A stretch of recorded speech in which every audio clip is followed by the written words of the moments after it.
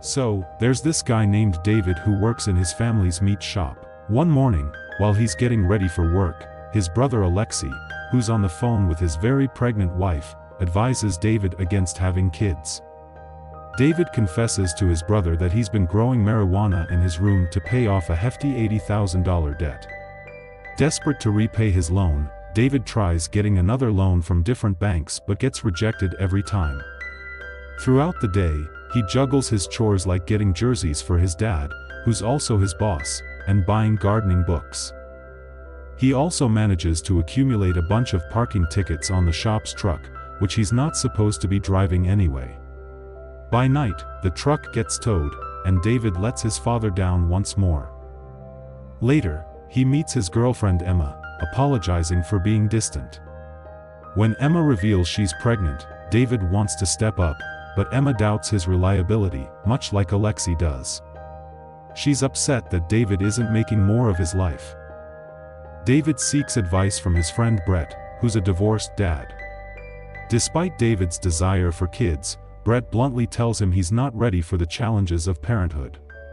Seems like everyone around David is urging him to grow up and do something meaningful. Back home, David finds a man named Mark Williams in his kitchen. Mark reveals he's a lawyer from the Kabrowski-Levitt Clinic, where David anonymously donated sperm years ago under the name Starbuck. David learns he's fathered over 500 kids, and 142 of them want to know who he is. Although legally protected, the kids are fighting in court for the right to know their biological father. The next day, David meets Brett at a cafe. Brett, a former lawyer, eagerly dives into the legal details, planning to reactivate his license. David, however, is less enthused. He knows he needs legal help, and Brett's his only option for now. Mark gives David a folder with profiles of all 142 kids, but Brett advises against opening it. David can't resist and reads a random page.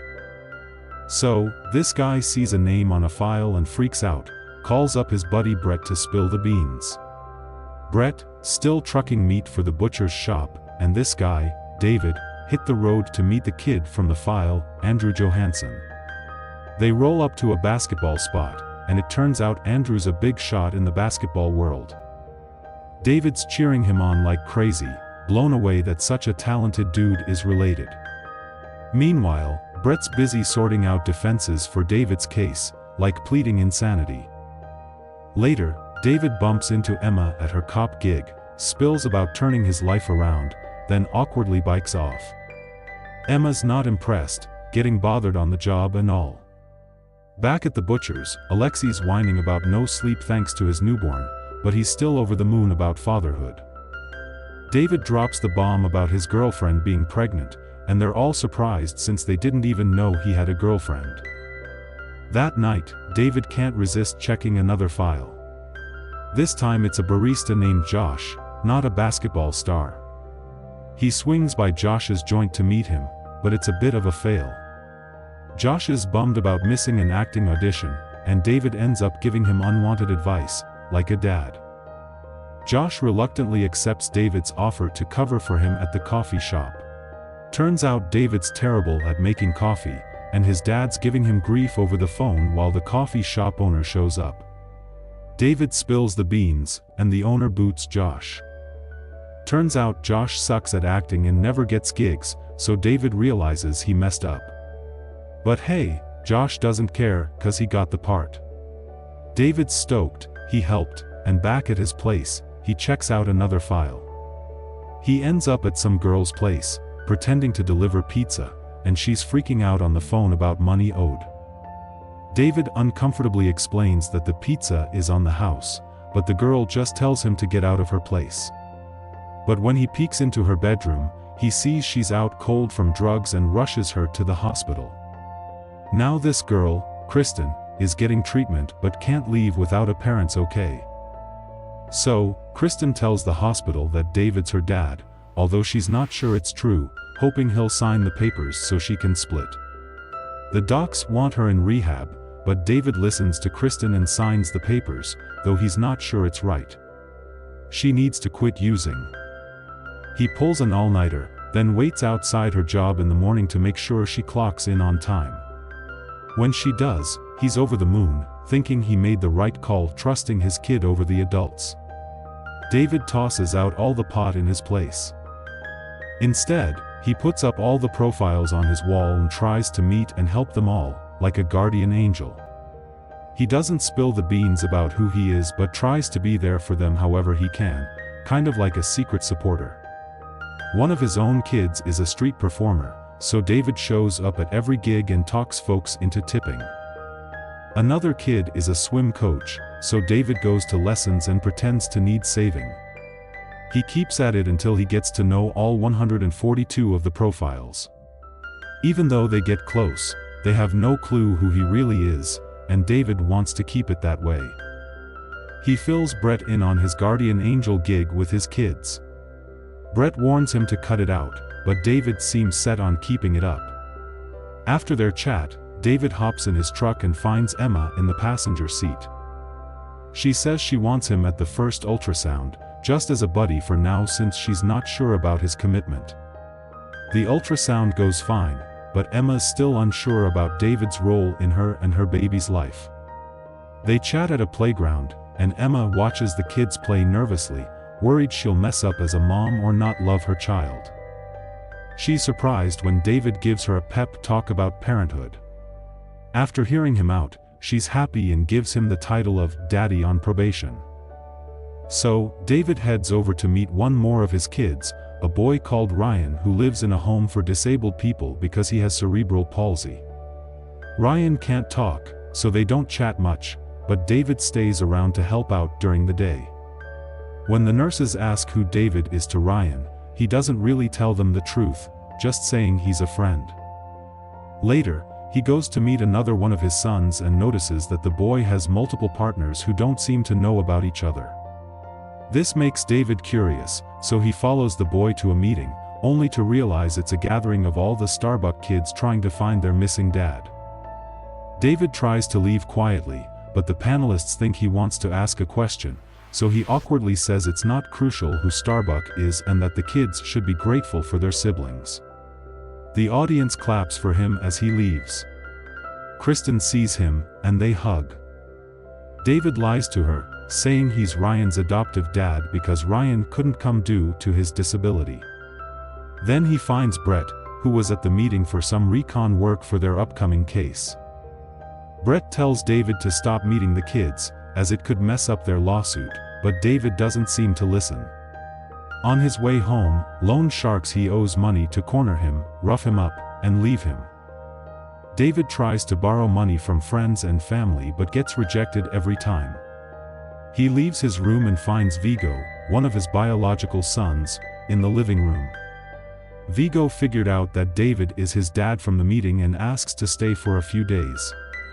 David agrees because Vigo could spill the beans to the other kids. David takes Vigo to a family basketball game, where Vigo isn't great but has fun. They get ice cream afterward, and David accidentally suggests that Vigo and the other kids aren't his real family, upsetting Vigo. To make it up, David attends the next Starbuck kids meeting. At the campground near the lake, everyone spends the day having fun together, assuming David is Ryan's adoptive dad. As the day winds down, David shares with Ryan that he's actually his biological father, promising to always be there for him. Emma gets invited to meet David's family over dinner. They have a blast, and David reveals that the money he earned from sperm donation helped take his family to Venice when his mom got sick. After the weekend, David sees that the reunion with the Starbuck kids made headlines. Brett suggests using the publicity to counter-sue the clinic, but David isn't keen on the idea. As the story spreads, David asks Emma's opinion on Starbuck, not realizing she's criticizing him. Meanwhile, loan sharks threaten David's family, pushing him to consider drastic measures. With few choices left, David agrees to Brett's plan. The first court hearing is getting a lot of attention globally, and David's feeling the heat as he struggles with his arguments. The opposing lawyers claim that keeping Starbucks' identity secret is harming the kids and will keep on doing so, and it seems like the judge is leaning towards agreeing with them. David saying that if Starbucks' identity wasn't kept under wraps, none of the kids would even be here. The court decides to think about it some more. David and Brett chat outside in the rain while they wait for the decision. Brett admits he's not doing a great job as a lawyer and maybe David should have hired someone better. When they're back in court, the judge comes back with the final decision. Starbucks gets to stay anonymous and gets $200,000 in damages. The press talks to Brett after his win, and he accidentally thanks David on live TV when asked who he is. Brett covers it up by saying David's his secret lover, and they move on, clueless. The Starbucks kids are bummed but still holding out hope that Starbucks might come forward, even though he doesn't have to by law. Later, at their usual diner, instead of celebrating, Brett and David look down. Brett warns David that if he reveals himself, he'll lose all the money he got from the lawsuit. David is really eager to do what's right, but he's finding it way tougher than he expected. So, he decides to spill the beans to his dad that he's Starbucks. His dad isn't mad, he's actually pretty amused and starts sharing his own story about growing up poor. Turns out, David's grandpa loaned his dad $10 back then, which was like all the cash they had to start a business. His dad promised to pay it back once he struck it rich, but sadly, he never got the chance because he passed away when David's folks were still dirt poor. Then, his dad hands him a wad of cash, his inheritance, and a stake in the meat shop. With his dad's blessing, David spills the beans on Facebook that he's Starbucks. The news spreads like wildfire, and then he hurries over to Emma's place to break it to her, only to find an ambulance there. Turns out, Emma's had her baby early, but fortunately, the little one's doing just fine. David ends up at the hospital and gets a visit not just from his dad and brothers, but all his own kids. He spills the beans about their new sibling, and they're eager to meet him. But David still hasn't come clean to Emma about being Starbucks. So, he pops the question, and after she says yes, he finally tells her the truth. She freaks out a bit, but he explains how it's actually a good thing, especially all the free babysitting they'll get. She comes around, and they all gather to welcome Emma's new baby into the family.